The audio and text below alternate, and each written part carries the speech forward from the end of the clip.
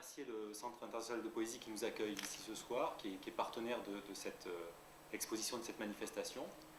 Évidemment, la galerie Château de Servières, toute l'équipe, Martine Robin et son équipe, et puis le muséum départemental. Donc l'expo a été inaugurée hier sous le titre La montagne des Marseillais. Elle est visible donc tout le mois, hein, on va dire ça comme ça. Il y aura plusieurs événements. Je vais vous donner en quelques lignes le programme et puis après on reviendra avec Brigitte sur le pourquoi du comment de cette montagne des Marseillais. Alors, donc pour ceux qui n'ont pas pu assister au vernissage hier, l'ensemble de l'expo comprend 4 pièces audio, des projections et des images fixes. Le tout a été donc d'abord créé au muséum départemental, j'y reviendrai, et est actuellement en itinérance. Donc 2 événements à venir, le 25 mars à 18h30 à la galerie Château de Servières, une lecture à 3 voix avec 2 complices, Laure Ballester et Christophe Roch, suivie d'une lecture de Jean-Pierre Rostand qui lira des extraits de Super Parc, Supernaturel. Et puis ensuite nous serons le 30 mars à l'Odeur du Temps pour une lecture avec Jean-Marie Glaise. Voilà.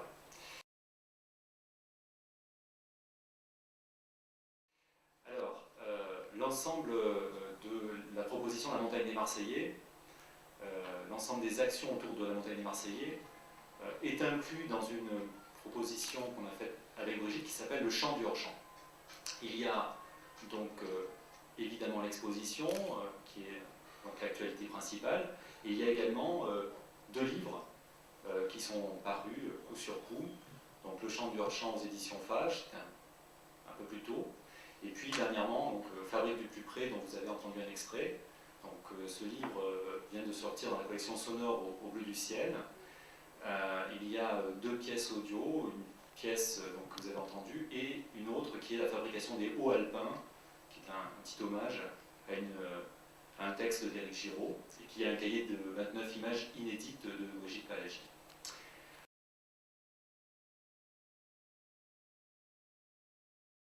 Et puis, donc dernièrement, on a beaucoup tourné donc avec Brigitte autour d'une petite montagne qui s'appelle le Puy de Manse, qui est au-dessus de Gap, et vient de paraître chez l'Arpenteur un livre qui s'appelle Portrait de Manse en Sainte-Victoire Molle, et dont je lirai des extraits là plutôt le 30, puisque chaque lecture sera différente. Voilà, mais tout d'abord peut-être commencer par vous présenter Brigitte Palagy, photographe. Et donc Olivier Daumer, qui lui est poète et que vous avez pu déjà croiser en ces lieux à plusieurs reprises.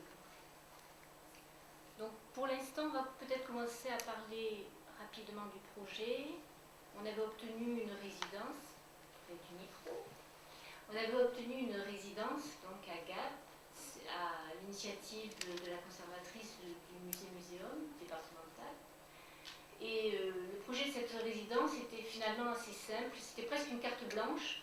On avait simplement comme obligation une simple unité de lieu et de temps. On devait travailler sur le département des Hautes-Alpes, du 05 donc, avec un système finalement de regards croisés, c'était nos 2 regards, à condition donc de travailler ensemble chaque jour, enfin les jours qu'on avait décidés, mais sur les mêmes lieux.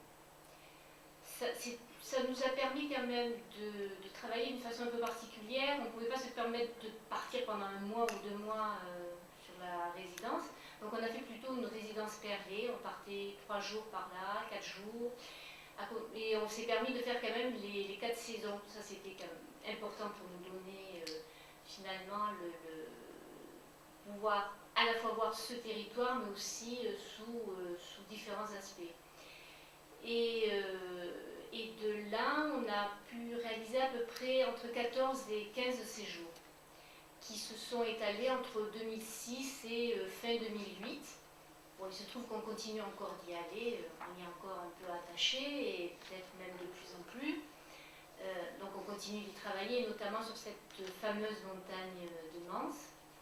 Et le problème qu'on avait, c'était que cette montagne et ces montagnes avaient déjà été vu, enfin moi du point de vue photographique, les plus belles photos avaient déjà été faites, je ne pouvais pas me permettre de faire ça de toute façon, et puis je n'y serais pas parvenue. Donc je me suis attelée plutôt à travailler comme je travaille d'habitude, aussi bien en noir et blanc qu'en couleur d'ailleurs, simplement à travailler plutôt sur ce qui est un peu banal, sur le quotidien, sur tout ce qu'on laisse pour compte, sur ce qui est mis d'habitude un peu à l'écart.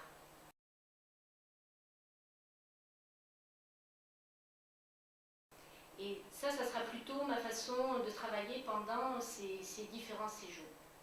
Olivier, lui, va travailler à sa manière, et là, je vais lui repasser le micro.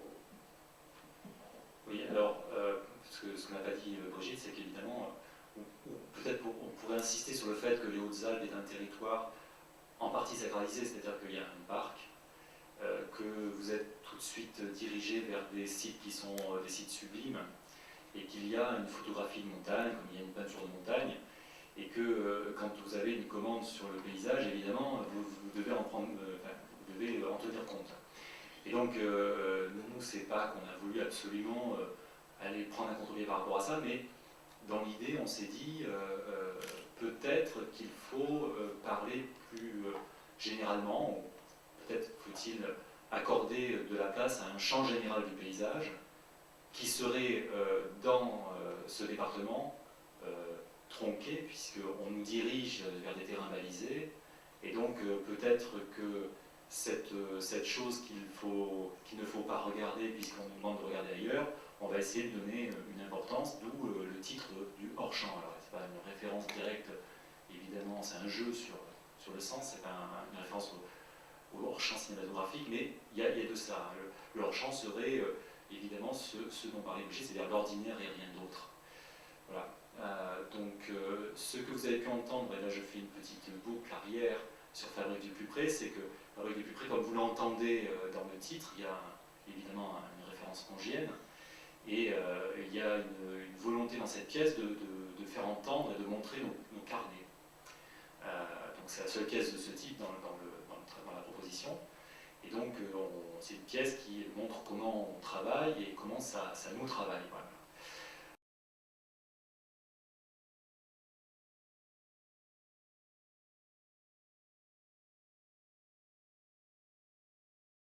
Le hors-champ et le carnet de notes dont parlait Olivier, parce que là, les images que vous avez pu voir défiler, c'est effectivement un carnet de notes également, parce que pendant tout le temps de ce travail photographique, vous avez des moments où vous allez simplement saisir une atmosphère ou peut-être l'image qui correspond à la discussion que vous avez eue avec les personnes qui étaient autour de vous, qui vous ont donné pas mal de renseignements sur le territoire, sur la partie à la fois géologique mais aussi sociale.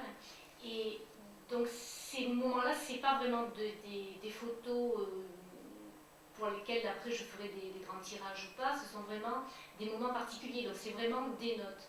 Donc avec 2-3 clics photographiques, j'arrive à, pour moi en tout cas, ça m'aide à résumer ces instants-là et qui me permettront après de faire une sélection bien particulière sur les images finales. Mais elles constituent le cheminement qui m'amène à l'exposition définitive. Donc elles sont tout autant importantes que le reste.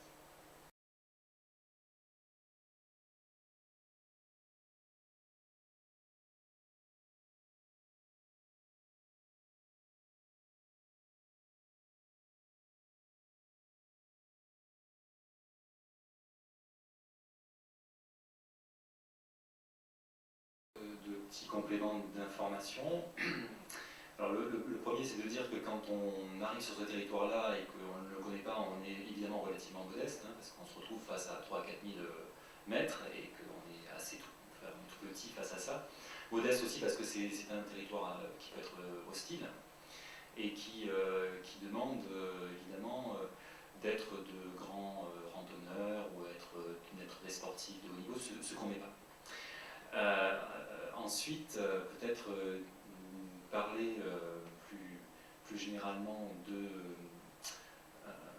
de l'aspect parc aussi peut-être. Donc ça sera plus l'objet de la lecture du 25, c'est-à-dire que on s'est posé la question assez vite avec Brigitte de qu'est-ce que c'est que le monde qui est en train de devenir un parc.